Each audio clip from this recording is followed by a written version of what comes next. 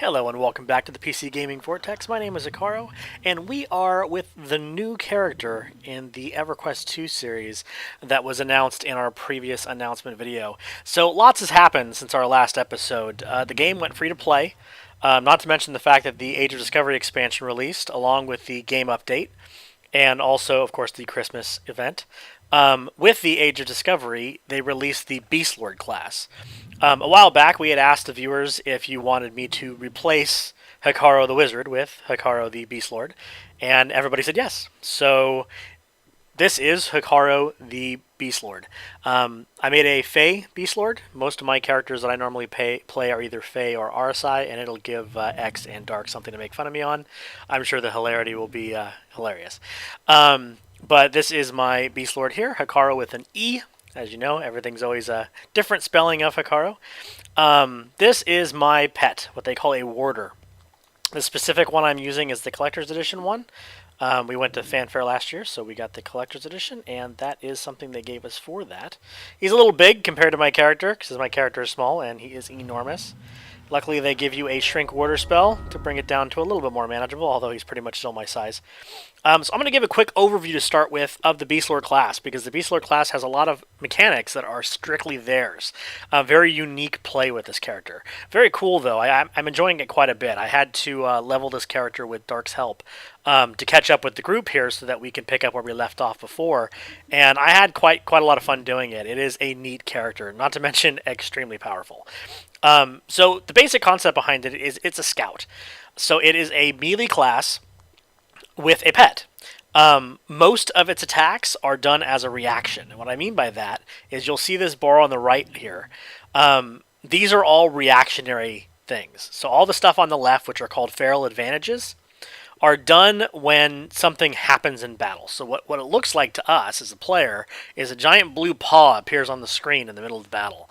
And that basically says that you found a weakness in that creature or that person. When that happens, all of these abilities on the left, these 4 abilities, will light up, allowing you to use one. So it's going to be reactionary. These abilities are really good, too. This one hits like 4 times for a bunch of damage. This one's AoE. They're really good abilities.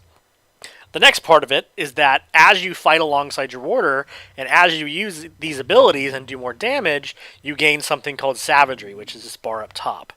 Savagery is kind of just, it fills up, kind of like Rage would be as you go. You can take that Savagery and use them on Primal Instincts, or I think they're called Feral Primal Instincts, on the right here. And that would use Savagery, but they're a quick, very powerful buff to help you in battle. So it's a constant circle. You're using the reactionaries to get Savagery. You're spending the Savageries to use the Feral Primal stuff.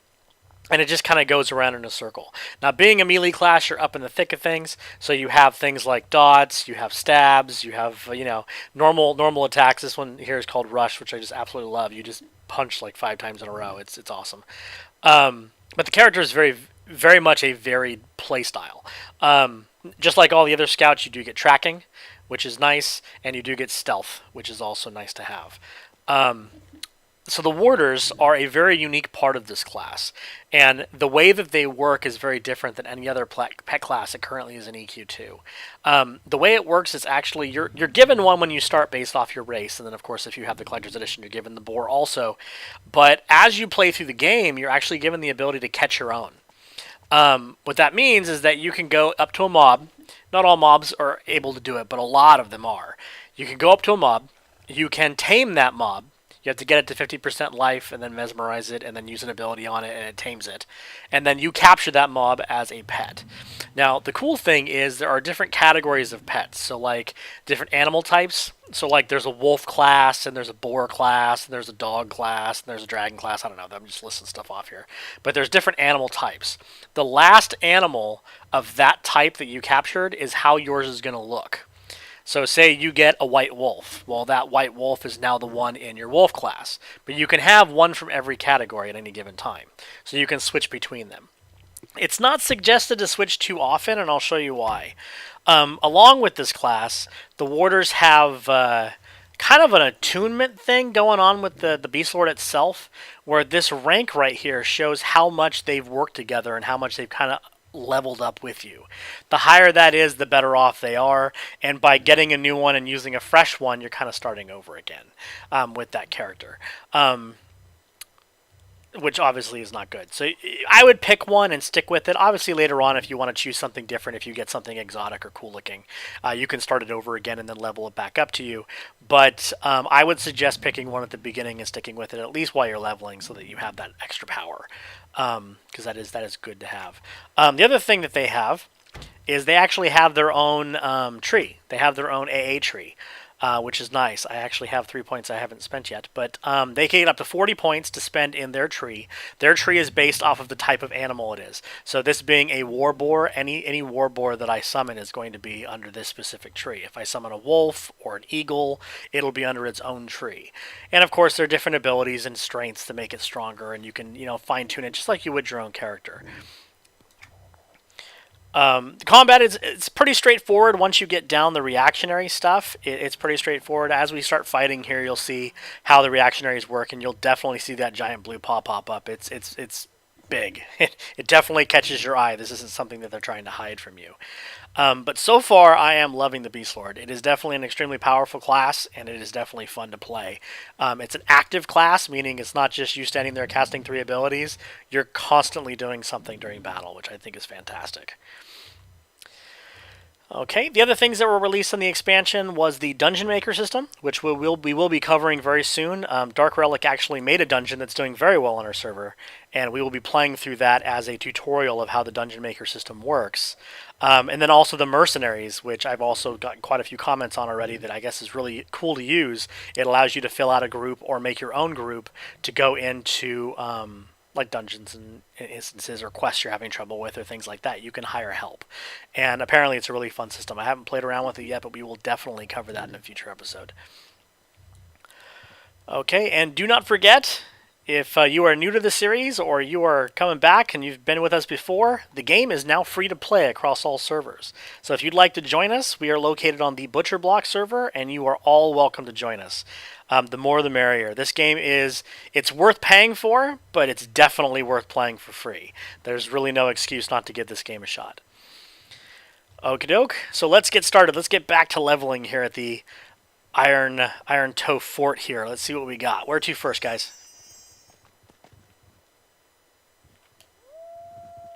Well, I think there's axes all over the ground that we got to pick up, and shriekers, the birds, are just kind of everywhere, so find axes, kill birds. Let's go axe them a question. And by birds, then. you mean bats. They're kind of a bird. That's birds. Here's one.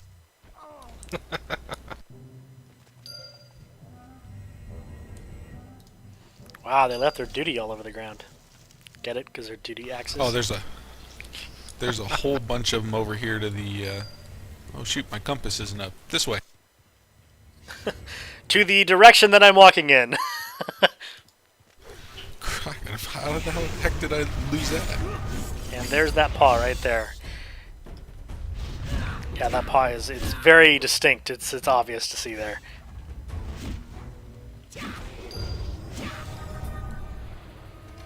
It gives you a little while to cast the ability, so if you finish a fight going to the next, you can still cast it.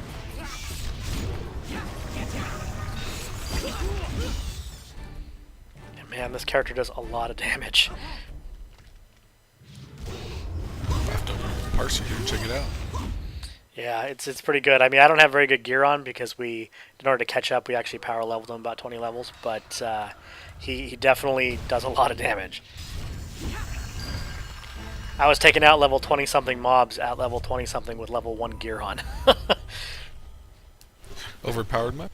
Yeah, it's pretty ridiculous how powerful this guy is. Hopefully they leave him the way he is because he's supposed to be a special class coming from an expansion, but we'll see. Fun to play, though. Incoming shrieker. Very much so.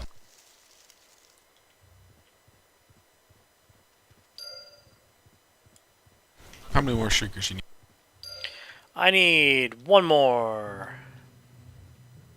And 3 more axes. I think I may have been out of range from you guys. I'm still 3 short. Alright, bringing one over here to Hick. Oh, and in case anybody's curious about the wings on this character, They are a loot item from the card game that I got a long time ago, but I have another set of wings on my main character, so I figured I'd use them on this one. They are pretty cool looking, and they have like a lightning effect on them, which I think is pretty neat. Helps us locate him. The lightning does. Just we always lose him. He's too short. I am pretty small. That is correct. And really, and this is coming from somebody wearing all purple, it really helps him to man up.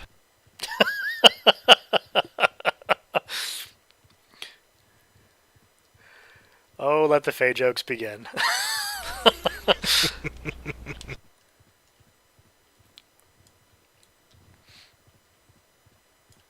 Oh, did you just steal that shiny? Yes, I did.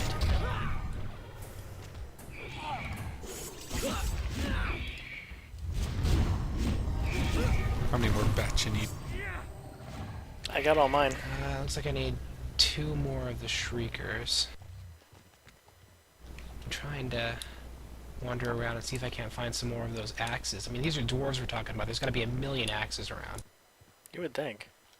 Alright, bringing a shrieker to you there, Dark.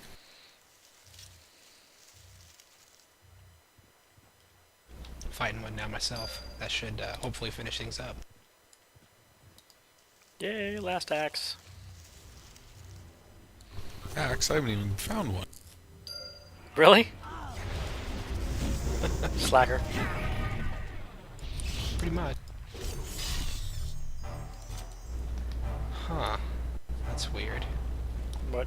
Still need 1 more.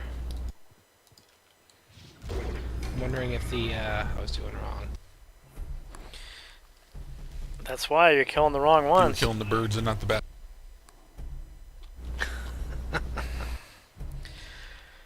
So that was an important lesson that the viewers just saw. Always charge your mouse, because if you don't charge your mouse, it's going to stop working right in the middle of recording. Nice. Oops. And also, read the quest log. It tells you exactly what you need to do. It's very important. Helps make it so that you don't look stupid. Ah, reading. Pshaw.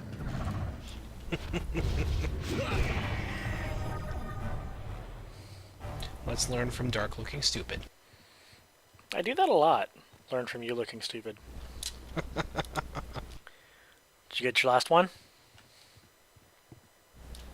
No, I was waiting for them to respawn a little bit while I collect axes, hopefully in front of Xavier here. You did, actually. Wow, what's going on over here? I was noticing that. I don't know what where those guys came from. I don't either, but he's kicking their booty. Heck yeah. Beastlord. You wouldn't expect that from a Beastlord. Right. Also, a heads up on some problems they're having since the game released. There seems to be a memory leak of some sort, so if my screen stutters or if the performance is a little less than it normally is, you'll know why. It seems to creep up on you and then everything just slows down, and then sometimes it fixes itself and sometimes you gotta relog, but they are working on it, so it should be fixed relatively soon. I mean, they did release an expansion, went free to play, a game update, and a holiday event all on the same day. I mean, I gotta be a little understanding, I guess. Yeah. But only little. No, I demand perfection. Well, my axes are done. I just need 1 more of those mountain... oh, hey, look at that. I think they're respawning. Yay for respawning! I'm gonna kill a mountain goat!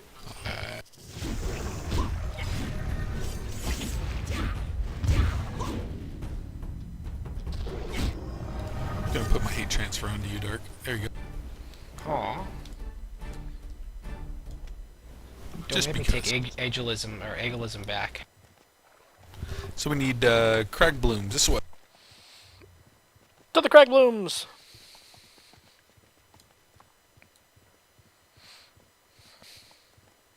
My mercenary can beat up your mercenary. Maybe. My mercenary's pretty awesome.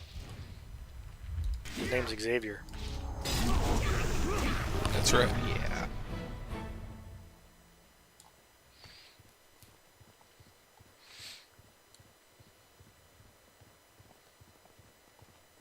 Are they up on the mountain? Yeah.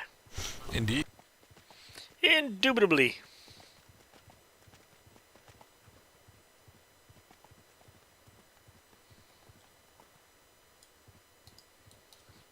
Incoming one of these guys just because they're yellow.